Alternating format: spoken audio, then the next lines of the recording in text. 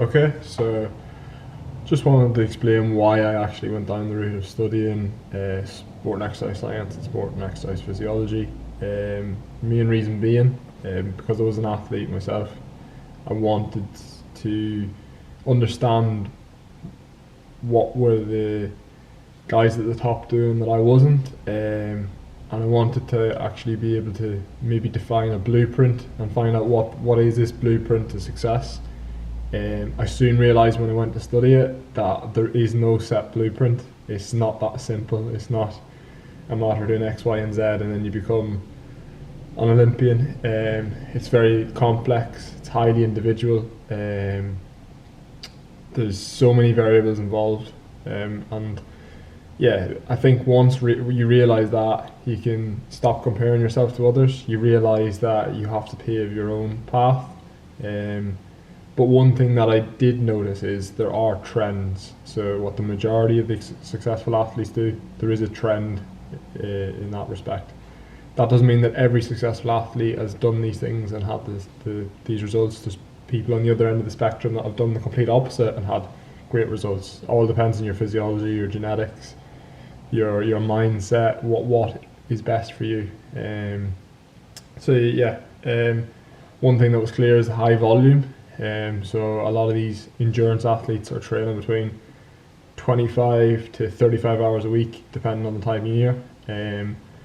Obviously that is a lot of time. That's not including some of the stuff that goes around that, such as prehab and stuff like that. That's just sheer physiological conditioning that those up to 35 hours are in. There are some exceptions that are above that and some exceptions below.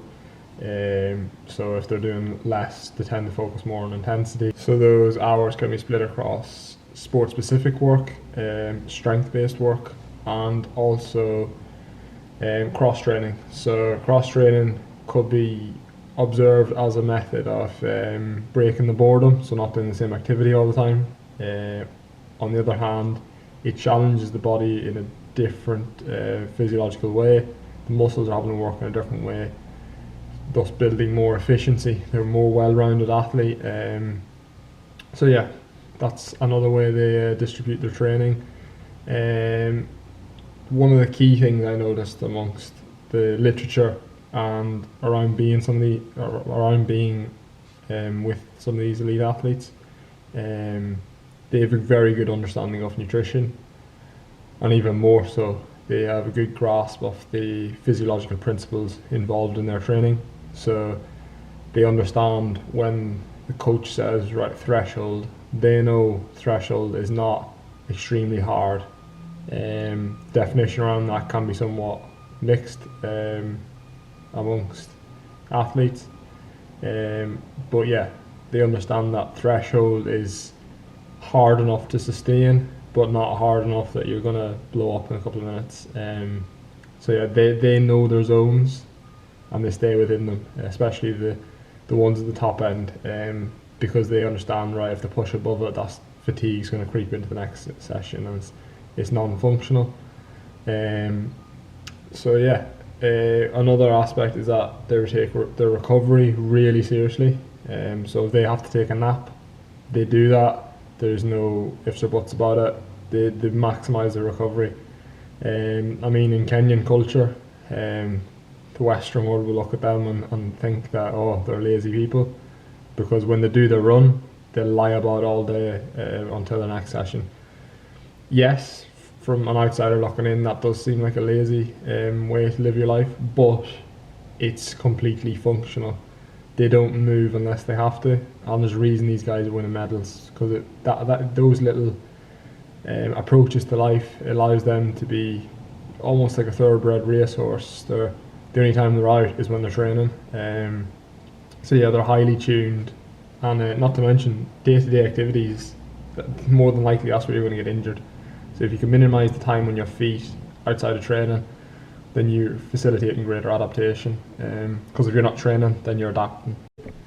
Team Sky had a very good approach to this a few years ago on British cycling, where if you don't have to stand, sit, and if you don't have to sit, then lie. So yeah, just minimising the time on your feet is basically what that comes down to. In terms of their mindset, they're very resilient. If an injury comes in the way, yes, of course, they're frustrated about it, but they don't just throw the toys out the pram, they get on with it. They do the prehab work and they learn from it, so they try not to have that happen again. They're extremely focused, so if they have a session to do, they do it, and then they execute it to the T. And they're very driven, so in the pursuit of their goal, they don't let anything get in their way.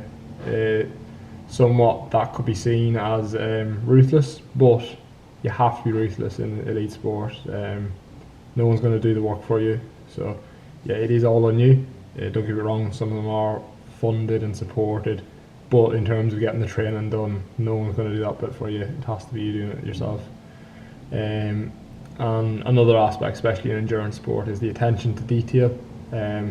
Even at a high level, amateur level, the attention to detail is huge, somewhat more at the amateur level than it is at the elite, because at the elite level these guys are paid to use these bikes, paid to use this equipment. They don't really have much choice, because of sponsorship deals, contracts and so on, whereas at the amateur level we can choose our equipment based on what's the fastest. We're looking to trim down weight, improve aerodynamics. It's an endless pursuit, but yeah, everything's carefully thought out when possible. So yes, they may be stuck with a frame because that's their sponsor, but if they can drop a bottle cage here or there, or use different bolts or whatever it may be, different wheels, anything they can do that around their contract, then they'll exploit that fully, be it carbon shoes. Technology is both a curse to the sport and a gift. It gives some people that slight edge, but it's got to the stage now that if you're not incorporating the holistic approach of your equipment needs to be top notch, then you're just at a disadvantage. It's not that you're at an advantage for using it anymore, you're at a disadvantage for not using it. So yeah, I just thought I'd share that because there's this misconception that like some of the Olympic squads or performance pathways, there's this well thought out plan, and I've been around some of the elite coaches. It's not that simple. Everyone has their own rate of development. You have some people come good later in life, and some people flourish really early as a junior athlete, but they don't live up to the expectations as a senior. So yeah, I've seen both ends of the spectrum, and I think it's just understanding that it's no clear-cut path. There's no shortcuts to success. What's worked for some people didn't work for others, and it's about carving out your own path. And when you stay true to your own path and trust in the process that you're carrying out, then the results should come. It's just consistency, trial and error. Yes, it is. The science around training and all that is clear, but some people adapt more than others. There are responders to certain types of training. There's super responders, there's non-responders. So yeah, it's trial and error, mixing up your training, seeing what works, seeing what doesn't. And then it's not even as simple as just recycling that every year. You have to have variety there, try different things, because if you don't try, you'll never know.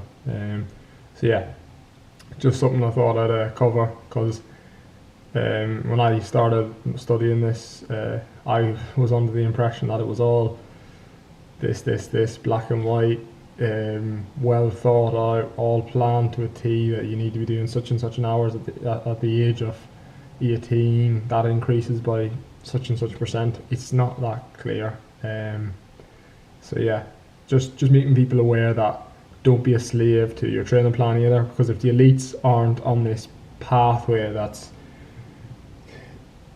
data driven, like as in based on what their predecessors have done. So if you're in the performance pathway, you have to do what the guys before you did. No, it's not like that. It's very much, are you responding? Well, if you're not, then we need to change it up. Do we need to dial things back a bit? It's highly individual. So yeah, just something to think about in your own training. Don't be too hard on yourself. If you're not hitting what other guys around you are hitting in terms of numbers, hours per week, it's all completely irrelevant. you're on your own path. Who cares how long it takes you to reach your full potential? So long as you do reach your full potential.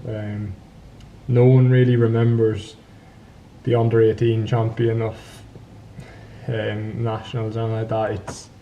Or even under 23 worlds. It doesn't really mean a whole pile in the grand scheme of things. Obviously, for the athlete at that time, it's a huge achievement.